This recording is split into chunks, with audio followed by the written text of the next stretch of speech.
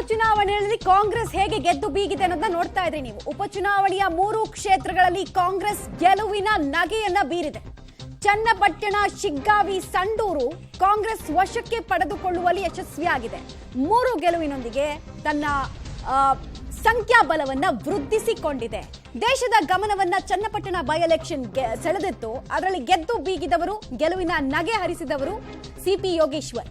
ನಿಖಿಲ್ ವಿರುದ್ಧ ಗೆದ್ದು ಬೀಗಿದ್ರು ಸಿಪಿ ಯೋಗೇಶ್ವರ್. ಆ ಮೂಲಕ ಸೋಲಿನ ಸರಪಳಿಯನ್ನ ಕಳಚಿಕೊಂಡಿದ್ದಾರೆ. ಆರಂಭಿಕ 6 ಹಂತಗಳಲ್ಲಿ 6 ಸುತ್ತುಗಳಲ್ಲಿ ಹಿನ್ನಡೆಯನ್ನ ಅವರು ಅನುಭವಿಸಿದ್ರು.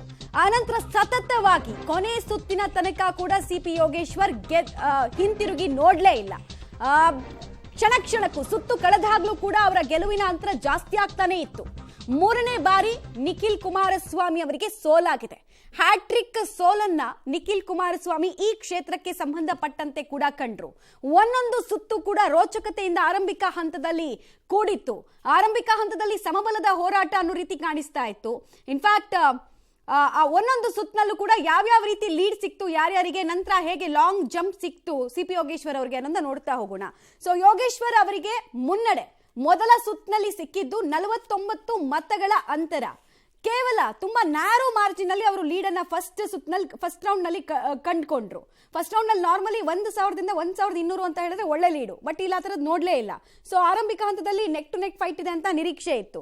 2ನೇ ಸುತ್ತಲ್ಲಿ ಏನಾಯ್ತು ಅಂತ ಹೇಳಿದ್ರೆ ನಿಖಿಲ್ ಕುಮಾರಸ್ವಾಮಿ ಅವರು ಮುನ್ನಡೆಯನ್ನ ಪಡೆದುಕೊಂಡ್ರು. ಅವರಿಗೆ ಲೀಡ್ ಸಿಕ್ಕಂತಹ ಮತಗಳ ಸಂಖ್ಯೆ 135.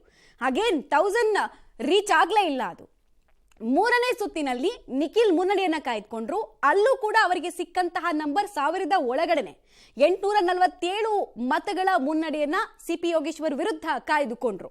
4ನೇ ಸುತ್ತು ಬಂದಾಗ ಅಲ್ಪ ಪ್ರಮಾಣದಲ್ಲಿ ಅವರ ಮುನ್ನಡೆಯ ಅಂತರ ಹೆಚ್ಚಾಯಿತು.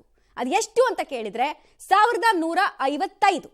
ಇದು ಮ್ಯಾಕ್ಸಿಮಮ್ ಅವರು ಪೀಕ್ ಟೈಮಲ್ಲಿ ನಿಖಿಲ್ಗೆ ಲೀಡ್ ಸಿಕ್ಕಂತಹ ಪೀಕ್ ಟೈಮ್ಗಳು ಇವೆಲ್ಲವೂ ಕೂಡ. ನಿಖಿಲ್ ಮುನ್ನಡೆಯನ್ನ 5ನೇ ಸುತ್ತಿನಲ್ಲೂ ಕೂಡ ಪಡೆದುಕೊಂಡ್ರು. ಆಗ ಅವರಿಗೆ ಸಿಕ್ಕಂತಹ ಮತಗಳ ಸಂಖ್ಯೆ 1306. ಗ್ರಾಮೀಣ ಭಾಗದಲ್ಲಿ ಮತ ಎಣಿಕೆ ಮಾಡಬೇಕಾದ್ರೆ ಸಾಂಪ್ರದಾಯಿಕ ವೋಟರ್ಸ್ ಕಂಪ್ಲೀಟ್ ಆಗಿ ಟರ್ನ್ ಆಗಿದ್ದಾರೆ ಅಂತ ಹೇಳ್ತಾ ಇದ್ದಾಗ ಅಂದಾಜು ಉಲ್ಟಾ ಆಗಿತ್ತು. ನೆಕ್ ಟು ನೆಕ್ ಫೈಟ್ ಇಲ್ಲೂ ಕೂಡ ಕಾಣಿಸ್ತಾ ಇತ್ತು. 6ನೇ ಸುತ್ತಿನಲ್ಲಿ ಯೋಗೇಶ್ವರ್ ಅವರಿಗೆ ಲೀಡ್ ಸಿಗ್ತಾ ಹೋಗುತ್ತೆ.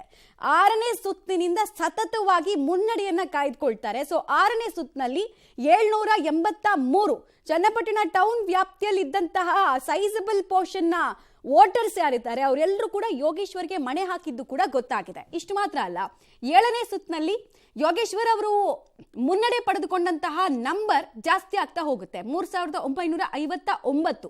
ಚನ್ನಪಟ್ಟಣ ಟೌನ್ ವ್ಯಾಪ್ತಿಯಲ್ಲಿ ಮತ ಎಣಿಕೆ ಸಾಗಿದಾಗ ಅವರಿಗೆ ಸಿಕ್ಕಂತಹ ಮುನ್ನಡೆಯ ಅಂತರ ಹೆಚ್ಚಾಗ್ತಾ ಹೋಯ್ತು. ಹತ್ರ 4000 ಚಿಲ್ಡ್ರೆಗೆ ಬಂತು. 8ನೇ ಸುತ್ತಿನ ವಿಚಾರಕ್ಕೆ ಬಂದಾಗ ಯೋಗೇಶ್ವರ್ ಅವರ ಲೀಡು 11174 ಹೋಯ್ತು.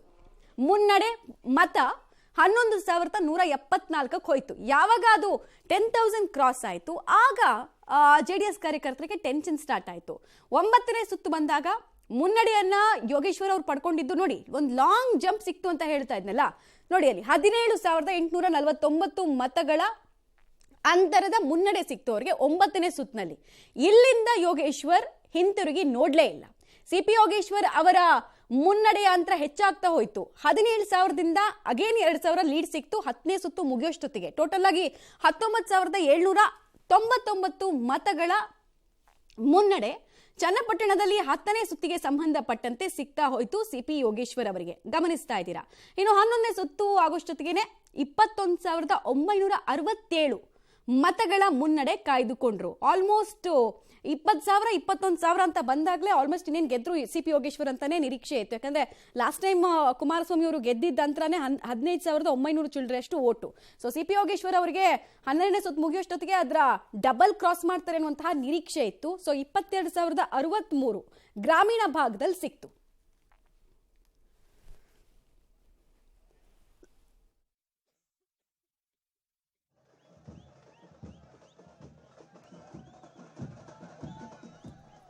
ಇನ್ನು 13ನೇ ಸುತ್ತು ಅಂತ ಬಂದಾಗ ಯೋಗೇಶ್ವರ್ ಅವರಿಗೆ ಸಿಕ್ಕಂತಹ ಲೀಡು 22,548. ಇದು 13ನೇ ಸುತ್ತಿಗೆ ಸಂಬಂಧಪಟ್ಟಂತೆ ಮಾಹಿತಿ. 14ನೇ ಸುತ್ತಿನಲ್ಲಿ 24,310 ಗೆಲುವಿನ ಅಂತರ ಅಥವಾ ಮುನ್ನಡೆಯ ಅಂತರ ಹೆಚ್ಚಾಗ್ತಾ ಹೋಯಿತು. 15ನೇ ಸುತ್ತು ಮುಗಿಯುವಷ್ಟೊತ್ತಿಗೆ 25,026 ಮತಗಳನ್ನ ಗಳಿಸಿಕೊಳ್ಳುವಲ್ಲಿ ಗೆಲುವಿನತ್ತ ದಾಪುಗಾಲ್ ಹಾಕುವಲ್ಲಿ ಯೋಗೇಶ್ವರ್ ಅವರು ಮುಂದಡಿಯನ್ನ ಇಡ್ತಾ ಇದ್ರು. 16ನೇ ಸುತ್ತಾಗೋಷ್ಟೊತ್ತಿಗೆ 24,889 ಮತಗಳು ಅವರ ಲೀಡ್ನ ಅಂತರವನ್ನ ತೋರಿಸ್ತಾ ಇತ್ತು. 17ನೇ ಸುತ್ತಷ್ಟೊತ್ತಿಗೆ ಆಲ್ಮೋಸ್ಟ್ ಇನ್ನೇ ಗೆದ್ರು ಸಿ.ಪಿ. ಯೋಗೇಶ್ವರ್ ಅಂತ ಹೇಳಲಾಗ್ತಿತ್ತು. ಬಿಕಾಸ್ ಟೋಟಲ್ 20 ರೌಂಡ್ನಲ್ಲಿ 17ನೇ ರೌಂಡಲ್ಲಿ 25,903 ಓಟ್ಗಳನ್ನ ಪಡೆದಾಗ್ಲೇ 15ನೇ ಸುತ್ತಿನ ನಂತರನೇ ಯೋಗೇಶ್ವರ್ ಗೆಲ್ಲೋದು ಕನ್ಫರ್ಮ್ ಅಂತ ಗೊತ್ತಾಗ್ಬಿಟ್ಟಿತ್ತು ಎಲ್ರಿಗೂ ಕೂಡ. ಬಟ್ ಯಾವ ಮಾರ್ಜಿನ್ ಅನ್ನೋದು ಒಂದು ಕುತೂಹಲ ಆಯಿತು. 18ನೇ ಸುತ್ತಿನಲ್ಲಿ 26,620 ಮತಗಳ ಮುನ್ನಡೆ ಸಿಕ್ತು. ಇನ್ನು 19ನೇ ಸುತ್ತಲ್ಲಿ 26,929 ಮತಗಳ ಮುನ್ನಡೆ ಚನ್ನಪಟ್ಟಣ ಕ್ಷೇತ್ರಕ್ಕೆ ಸಂಬಂಧಪಟ್ಟಂತೆ ಯೋಗೇಶ್ವರ್ ದಕ್ಕಿಸಿಕೊಂಡ್ರು. ಹಾಗೂ ತಮ್ಮ ಇಡೀ ರಾಜಕೀಯ ಜೀವನದಲ್ಲಿ 98ರಿಂದ 2018, 2018ರ ನಂತರ ಕೂಡ ಚುನಾವಣೆಯನ್ನು ಕಂಟೆಸ್ಟ್ ಮಾಡಿದ್ರಲ್ಲ, ಇಷ್ಟು ಪ್ರಮಾಣದ ಓಟ್ಗಳು ಅವ್ರಿಗೆ ಸಿಕ್ಕೇ ಇರಲಿಲ್ಲ. ಸೊ ಅದು ಕೂಡ ಒಂದು ರೆಕಾರ್ಡು. ಯೋಗೇಶ್ವರ್ ಗೆಲುವಿನ ಅಂತರ 25,357. 98ರ ನಂತರದ ಪ್ರತಿ ಎಲೆಕ್ಷನ್ ಇರ್ಬೋದು, ಬೈ ಎಲೆಕ್ಷನ್ ಇರ್ಬೋದು, ಕಂಟೆಸ್ಟ್ ಮಾಡ್ತಾನೆ ಇದ್ರು. ಬಟ್ ಈ ಪ್ರಮಾಣದಲ್ಲಿ ಗೆಲುವನ್ನು ದಕ್ಕಿಸಿಕೊಂಡಿರಲಿಲ್ಲ. ಫೈನಲಿ ಗೆದ್ದು ಬೀಗಿದ್ದಾರೆ ಸಿ.ಪಿ. ಯೋಗೇಶ್ವರ್ ಚನ್ನಪಟ್ಟಣ ಕ್ಷೇತ್ರಕ್ಕೆ ಸಂಬಂಧಪಟ್ಟಂತೆ. ಸೊ ನಿಖಿಲ್ರನ್ನ 25,357 ಮತಗಳಿಂದ ಸೋಲಿಸಿದ್ರು. ಡೀಟೇಲ್ಸ್ ಕೊಡ್ತಾರೆ, ನೇರ ಸಂಪರ್ಕದಲ್ಲಿ ಜಾಯ್ನ್ ಆಗ್ತಾ ಇದ್ದಾರೆ ವಿನಯ್. ಸಿ.ಪಿ. ಯೋಗೇಶ್ವರ್ ಅವರ ಲೀಡು 7ನೇ ಸುತ್ತಿನಿಂದ ಅವರಿಗೆ ಲೀಡ್ ಸಿಗುತ್ತೆ, ಇನ್ನು ಹಿಂದಿರುಗಿ ನೋಡೋದೇ ಇಲ್ಲ ಅನ್ನುವಂತಹ ನಿರೀಕ್ಷೆ, ಎಕ್ಸ್ಪೆಕ್ಟೇಷನ್ ಅವರ ಬೆಂಬಲಿಗರಿಗೆ 4ನೇ ಸುತ್ತಿನ ಕೌಂಟಿಂಗ್ ಆಗಬೇಕಾದ್ರೆ ಆಗ್ತಾ ಇತ್ತು. ಈ ಪ್ರಮಾಣದ ಕಾನ್ಫಿಡೆನ್ಸ್ ಅವರಲ್ಲಿ ಹೆಚ್ಚಳ ಆಗೋದಕ್ಕೆ ಕಾರಣ ಏನು ಮತ್ತು ಯಾವೆಲ್ಲ ವಿಚಾರಗಳು ಇಲ್ಲಿ ಎಕ್ಸ್ ಫ್ಯಾಕ್ಟರ್ಗಳಾದವು ಸಿ.ಪಿ. ಯೋಗೇಶ್ವರ್ ಅವರ ಗೆಲುವಿಗೆ ಅಂತ ಹೇಳ್ತೀರಿ? ಮಮತಾ, ಖಂಡಿತವಾಗ್ಲು. ಯಾಕಂದ್ರೆ ಏನೋ ಈ ಚನ್ನಪಟ್ಟಣ ಉಪಚುನಾವಣೆಯ ಸುಮಾರು 271 ಬ್ಯಾಂಕ್ ಏನಿತ್ತು, ಈ ಒಂದು ಬೂತ್ಗಳ ಪ್ರತಿಯೊಂದು ಹಂತವಾಗಿ ಒಂದು ಎಣಿಕಾ ಕಾರ್ಯವನ್ನೇನು ಮಾಡ್ಕೊಬಂದ್ರು. ಸಾಕಷ್ಟು ನಿರೀಕ್ಷೆ ಕೂಡ, ಅಂದ್ರೆ ಮೊದಲನೇ ಒಂದು ಜಿಲ್ಲಾ ಪಂಚಾಯತಿ ವ್ಯಾಪ್ತಿ ನೋಡೋದಾದ್ರೆ ಬೇವೂರು ಜಿಲ್ಲಾ ಪಂಚಾಯತಿ ವ್ಯಾಪ್ತಿಯ ಒಂದು ಮತದಾನ ಮೊದಲಿನಿಂದ ಕೌಂಟಿಂಗ್ ಆರಂಭ ಆಯಿತು. ಸಹಜವಾಗಿ ಬೇವೂರು ಜಿಲ್ಲಾ ಪಂಚಾಯತಿ JDS-ನ ಭದ್ರಕೋಟೆ ಆಗಿತ್ತು. ಅಲ್ಲಿ JDS-ಗೆ ಸುಮಾರು ಒಂದು 5,000 to 6,000 ಓಟ್ಗಳ ನಿರೀಕ್ಷೆ ಕೂಡ ಇತ್ತು. ಆದ್ರೆ ನಿರೀಕ್ಷಿತ ಪ್ರಮಾಣದಲ್ಲಿ ಮತ ಬರದೇ ಇರೋದು ಕೂಡ ಅಲ್ಲೇ ಒಂದು ದೊಡ್ಡ ಹೊಡೆತ ಅಂತ ಹೇಳ್ಬೋದಾಗಿರೋದು. ಯಾಕೆಂದ್ರೆ ಸುಮಾರು ಆ ಒಂದು ಜಿಲ್ಲಾ ಪಂಚಾಯತಿನಲ್ಲಿ ನಿಖಿಲ್ ಕುಮಾರಸ್ವಾಮಿ ಅವರಿಗೆ ಕೇವಲ 1,500 ಮತಗಳ ಮುನ್ನಡೆ ಅಷ್ಟೇ ಬಂದಿದ್ದು. ಅದಾದ ಬಳಿಕ ಟೌನ್ ವ್ಯಾಪ್ತಿಯ ಮತ ಎಣಿಕೆ ಆರಂಭ ಆಯಿತು. 7ನೇ ಸುತ್ತಿನಿಂದ ಟೌನ್ ವ್ಯಾಪ್ತಿಯ ಮತ ಎಣಿಕೆ ಆರಂಭ ಆಯಿತು. ಅಲ್ಲಿಂದ ಸಿ.ಪಿ. ಯೋಗೇಶ್ವರ್ ಅವ್ರಿಗೆ ಸುಮಾರು 10,000ದಿಂದ 15,000ವರೆಗೂ ಕೂಡ ಓಟು ಹೆಚ್ಚಾಗ್ತಾ ಹೋಗ್ತು. ಅಲ್ಲಿಂದ ಸಿ.ಪಿ. ಯೋಗೇಶ್ವರ್ ಅವರು ಹಿಂದೆ ತಿರುಗಿ ನೋಡಲೇ ಇಲ್ಲ. ಕಂಪ್ಲೀಟ್ ಆಗಿ 20 ಸುತ್ತಿನವರೆಗೂ ಕೂಡ ಯೋಗೇಶ್ವರ್ ಅವರಿಗೆ ಲೀಡ್ ಸಿಕ್ಕಂಥದ್ದು. ಫೈನಲ್ ಆಗಿ 25,300 ಚಿಲ್ಲರೆ ಮತಗಳು ಯೋಗೇಶ್ವರ್ ಅವರ ಪಾಲಾಯಿತು. ಹಾಗಾಗಿ ಯೋಗೇಶ್ವರ್ ಈ ಚುನಾವಣೆಯಲ್ಲಿ ಗೆದ್ದು ಬೀಗಿದ್ದಾರೆ.